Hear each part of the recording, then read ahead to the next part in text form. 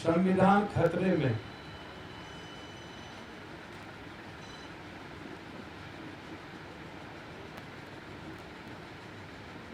बिना परिजन के बेटियों को जिंदा जला दिया गया, बिना पोस्टमार्टम,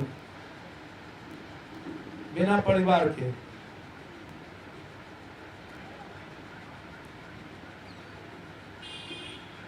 आश्चर्य है।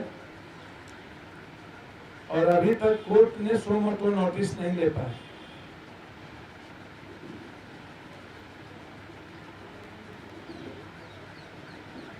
और इस हाथरस घटना के बाद फिर दोबारा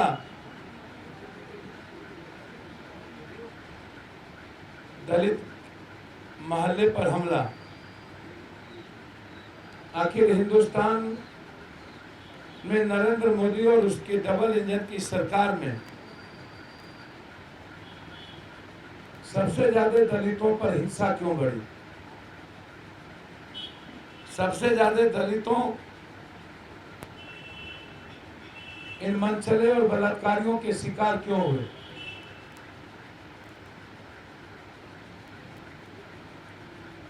सत्तर से 74% हिंसा दलितों पर बढ़ी नरेंद्र मोदी और डबल इंजन सरकार में।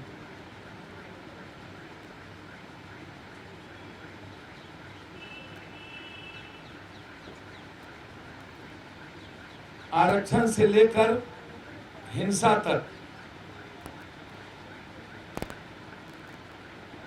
यह एक गहरी साजिश है।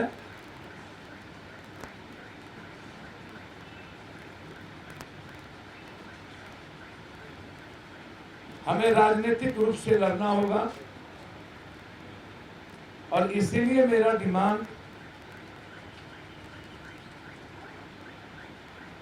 कंप्लीट रूप से दलितों को लेकर के है कि इस देश में अत्यंत पिछड़ा और दलितों की भागीदारी आदिवासियों की सबसे ज्यादा। और इस हिंदुस्तान में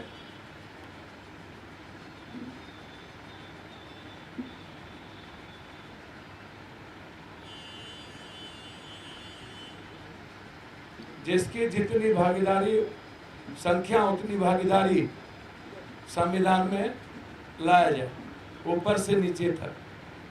राजनीतिक विरासत में भी सबसे महत्वपूर्ण हम डिमांड करते हैं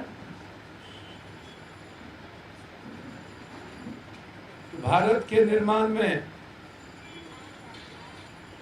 समाज की भूमिका और भागीदारी सबसे अधिक हो, तभी हम हिंसा को रोक पाएंगे। बाबा साहब अंबेडकर ने जब संविधान में वोट के राइट में दलितों को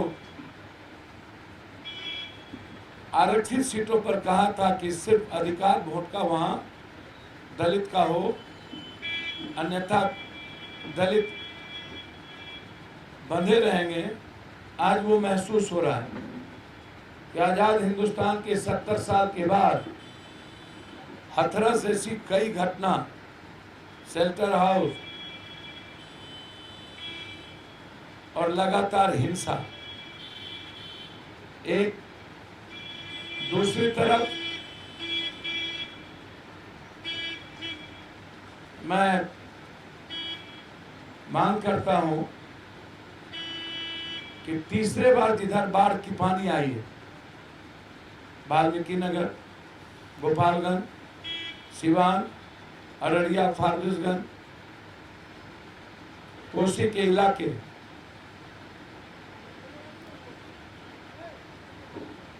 वहां का चुनावी डेट बढ़ाया जाना चाहिए।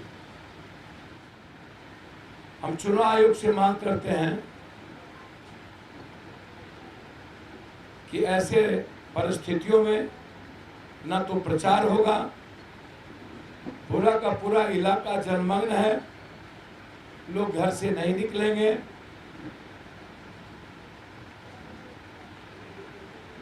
इसलिए उस इलाके का डेट को बढ़ाया जाए। मैं धन्यवाद देता हूं कि हम लोग की बात मानी गई कि चुनाव में सभा की अनुमति यह आवश्यक था इन गलत लोगों के पोल खोलने में। मैं अंत में फिर कहना चाहूंगा कि आज बिहार घोर संकट के दौर से गुजर रहा है और बिहार की जनता को धन्यवाद कि आज सभी पार्टी डरी हुई है। अकेला किसी को चुनाव लड़ने की हिम्मत नहीं है और ये साबित कर रहा है कि गलत विचारधारा वाले गलत तरीके से गठबंधन कर फिर से बिहार को और बिहार की जनता को, लोकतंत्र को समाप्त करने की तैयारी कर रहा है। उसमें हम अपील करेंगे पुनः कांग्रेस से कि निर्णय लेने में देर ना करें।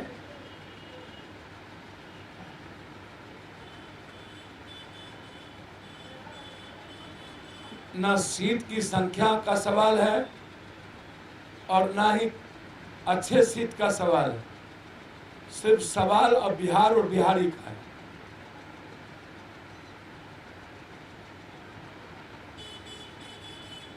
आज किसी भी तरह के राजनीतिक कुर्सी और सत्ता का सवाल नहीं।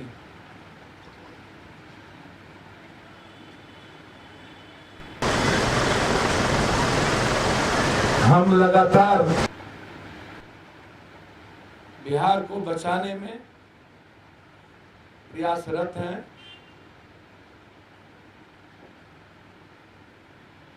कल तक जनता के बीच में ठोस विकल्प सामने हम देंगे।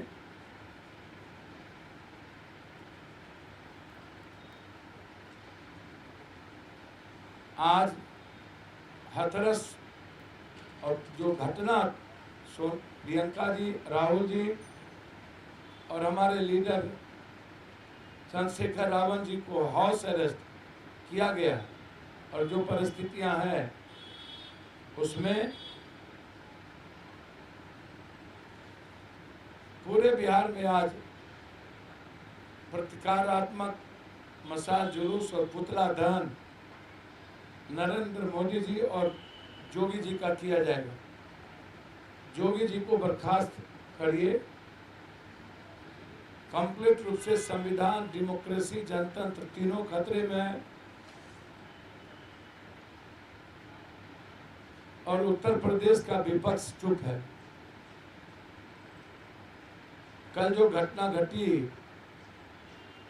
इससे साफ जाहिर होता है कि लोकतंत्र में बोलने की भी आजादी अब नहीं रही।